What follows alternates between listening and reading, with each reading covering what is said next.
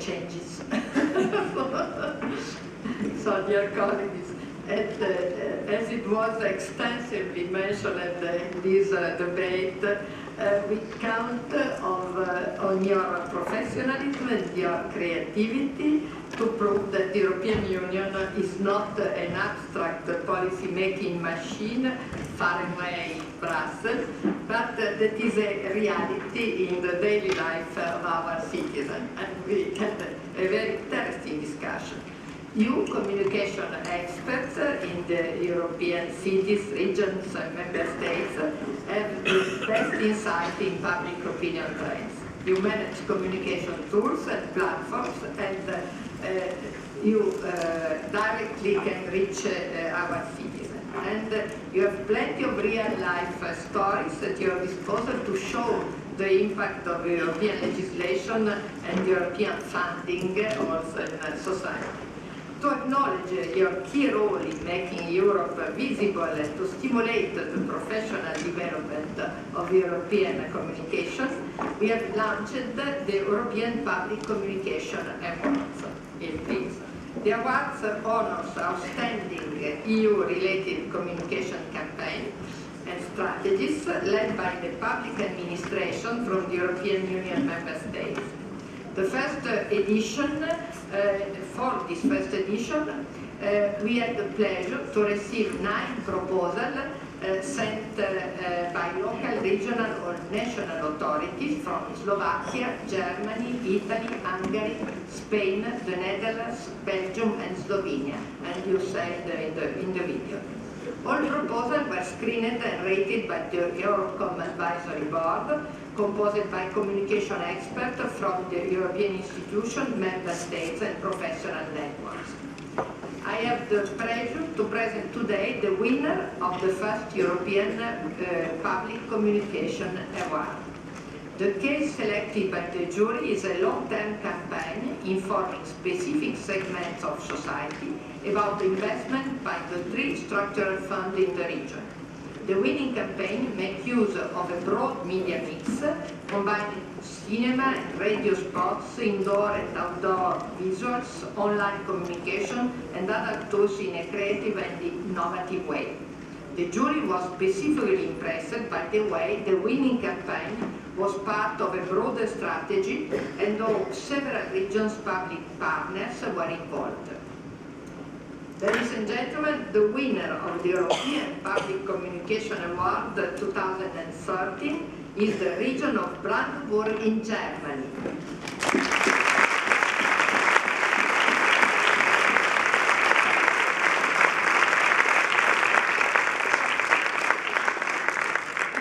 May I invite Mr.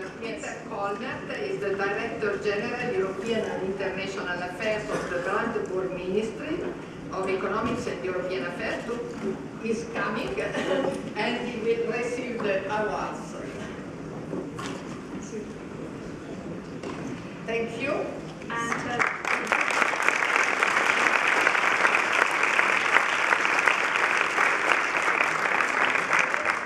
to you, but to your administration. I hope that your strategy will inspire many other colleagues.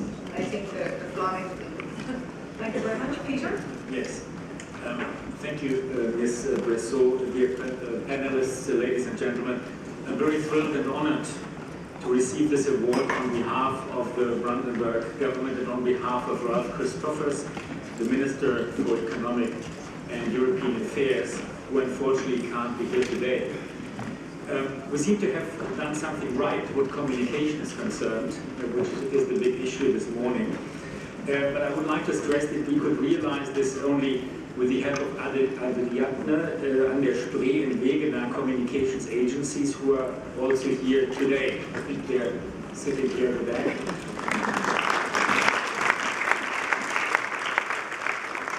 Furthermore, I would like to mention that the basic theme was developed by students of European Media Science at Potsdam University of Applied Sciences. But they're not present here, unfortunately, but they deserve also. I would like to offer for a few minutes some observations on communicating the EU but beyond the election situation that we are confronted with. And they relate a little bit to my own personal experience because I lived for quite some numbers of years outside of Europe. While we have caught your attention with this unusual approach to communication, we have to ask ourselves whether we really found the key to people's minds and hearts.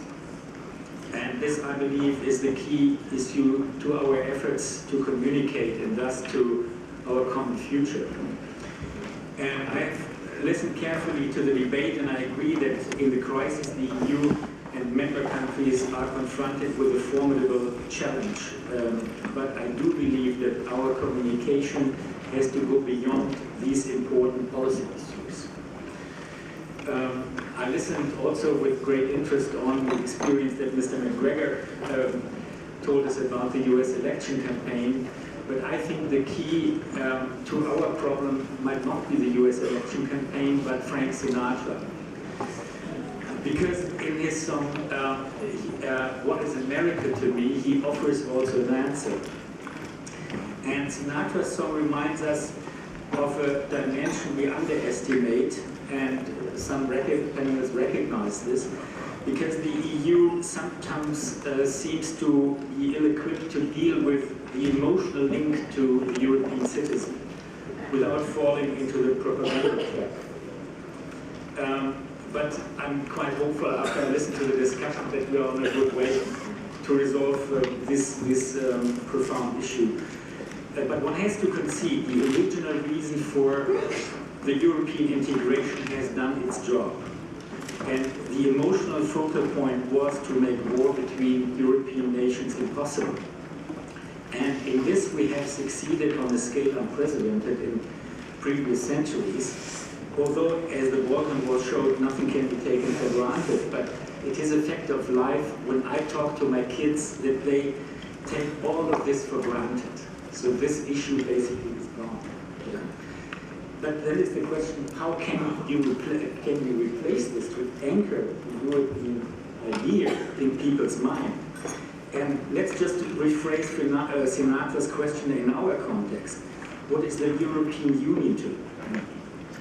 And this sounds to me like the supranational organization. It really is. It has the flavor of opaque procedures, technicalities, like old men in dark suits like myself. And therefore celebrating the EU institutions, I think, is not really sexy and communicative. And let's look at some examples that were also mentioned this morning. Reduced roaming rates, or structural investment investment funds, including administrative and control systems. Is this what the EU is really about, and that we can really communicate to the people? The answer, I think, is obvious. And let's try Sinatra again, this time with the word Europe. What is Europe to me? And this sounds much better to me. And referring to Europe places us on the world map, and it creates identity. And you have already experienced it when you think of Europe while being abroad outside of Europe. Because then you experience that national differences decrease and common features appear stronger than you believe when you live in Europe, because we always stress the differences. And the notion of Europe helps us to connect with our own everyday lives with Europe and not with European institutions. This is what we have tried to do with our campaign, beyond the cool technical features that we used. Connect structural funds to everyday life in Brandenburg through images of typical Brandenburg landscapes that people know. To put it in a provocative way, forget about communicating the useful and necessary, but boring and sometimes even repulsive technicality of discussions within or between institutions. An American, I think Mr. McGregor will relate to this, an American will never draw his or her identity from the federal government. In particular, today, it is very visible. But they draw their identity from America itself and the opportunities they have as a focal point for our positive emotions. that we have to develop further on our continent. And from serving Europe, the EU would receive the natural legitimacy it cannot really achieve through its individual policy initiatives directly. So we should focus on Europe and our rich life and history. I think we all love Europe, and our kids love it, and take it